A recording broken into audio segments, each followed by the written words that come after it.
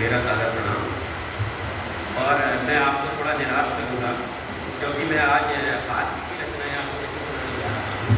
थोड़ा सा पहले तो क्योंकि गर्मी बहुत ज़्यादा है तो मैं उसका इलाज करने जा रहा हूँ। मैं आपको थोड़ा सा ठंडक पहुँचाना चाहता हूँ, मैं आपको पहाड़ ले जाना चाहता हूँ। तो एक कविता मेरी है अपने पहाड़ के बारे में, आपके पहाड़ के बारे में, सुरेंद्रनाथ पंत जी के पहाड़ के बारे में। सिंपल सी कविता है, लेकिन आपका आशीर्वाद मिलेगा तो ये कविता हो सकता है अच्छी बन जाए। कि पहाड़ के हर एक बात कुछ निराली है, बर्फीली चोटियों पर सूरज की डाली है, क्यों न इतराए झूमती गेहूं की बालियां, जब स्वयं रचयिता ही यहाँ का मालिक है, स्वयं रचयिता ही यहाँ का मालिक है। लहलहाती फसलें उग रही है जहाँ, ये छोटे छोटे खेत नहीं सोपान है, इनसे ही देवता उतरते हैं उस स्वर्ग से, इस स्वर्ग में जो इस धरा की शान है। बहुत बहुत धन्यवाद, बहुत बहुत धन्यवाद। पहाड़ के रास्तों के बारे में देखिएगा कि इनको टेढ़े मेढ़े रास्ते न समझ लेना, ये कल्पनाएं हैं प्रकृति के श्रृंगार की, इनके सहारे ही मिटेगी तपिश सारी, जेठ में सूरज से बरसते अंगार की। तनिक बैठे हमारे पहाड़ों के पटाल के सोफे पर, अभी लाते हैं काफल पुलम आड़ू और खुमानी, जब तक न चखे हो अपने हिसालू और खिलौड़े, तब तक न माने खुद को पहाड़ों का ज्ञानी। बहुत बहुत धन्यवाद। पहाड़ों की हवाओं में जो महक घुली है, डाल दे वह जान एक मुरझाए पथिक में, शहर की काली हवाओं में पले इंसान को, कैसे बताऊं हवाओं की कीमत अरे में, कैसे बताऊं हवाओं की कीमत अरे में। धन्यवाद, बहुत बहुत धन्यवाद। पहाड़ों की रुमानी हवाएं मदहोश कर दें, पाँव जमीन पर न रहे इतना जोश भर दें, घर पर सभी परेशान हैं वो खो तो नहीं गया। जब मैं पहाड़ जाता हूँ तो यहाँ घर वाले परेशान रहते हैं, तो उसके बारे में देखिएगा कि पहाड़ों की रुमानी हवाएं मदहोश कर दें, पाँव जमीन पर न रहे इतना जोश भर दें, घर पर सभी परेशान हैं वो खो तो नहीं गया, हाँ मैं खो गया हूँ कैसे ये घर पर खबर दें, हाँ मैं खो गया हूँ कैसे ये घर पर खबर दें। बहुत बहुत धन्यवाद। अंत में देखेगा कि चिड़िया का चहचहाना जहाँ अलार्म सा प्रतीत हो, चिड़िया का चहचहाना जहाँ अलार्म सा प्रतीत हो, क्या स्नूज़ कर पाओगे इस नैसर्गिक संगीत को?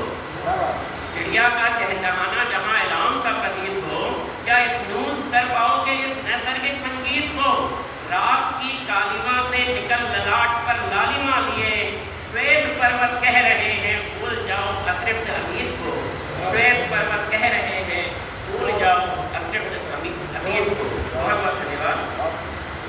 एक कविता मैं आपके सामने और रखना चाहता हूँ, और ये कविता मेरे दिल के बहुत करीब है।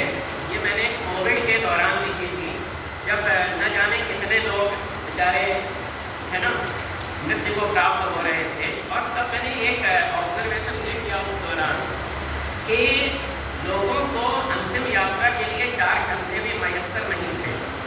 वो 4 कंधों के बजाय वो 4 पहियों पर, एम्बुलेंस पर घाट जा रहे थे। तो मैंने देखा कि जब लोग 4 कंधों के बजाय 4 पहियों पर एम्बुलेंस में, 4 पहियों के एम्बुलेंस में घाट में जा सकते हैं, तो हमें ये 4 लोग क्यों चाहिए होते हैं? ये जो 4 लोग हमारे जीवन को इस कदर परेशान किए रहते हैं, ये 4 लोग क्या कहेंगे, उनके हिसाब से हम हर काम करते हैं, तो हमें 4 लोग क्यों चाहिए होते हैं? तो इस विषय पर मैंने एक कविता लिखी थी, तो आपका आशीर्वाद चाहता हूँ इस कविता को।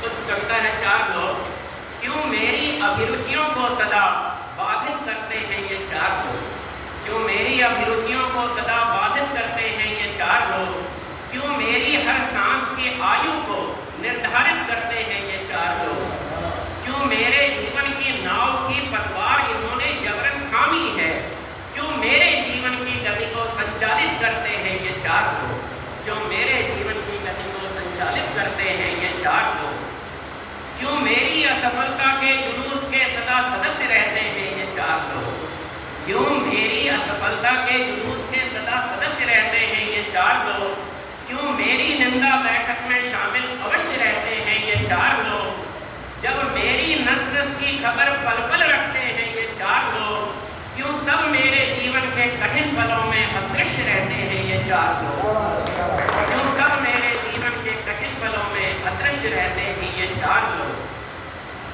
यह जीवन कितना सरस होता, यह जीवन कितना सरल होता, यह जीवन कितना सरस होता, यह जीवन कितना सरल होता, अगर अपने से और केवल अपने से मतलब रखते ये चार लोग, अगर अपने से और केवल अपने से मतलब रखते ये चार लोग।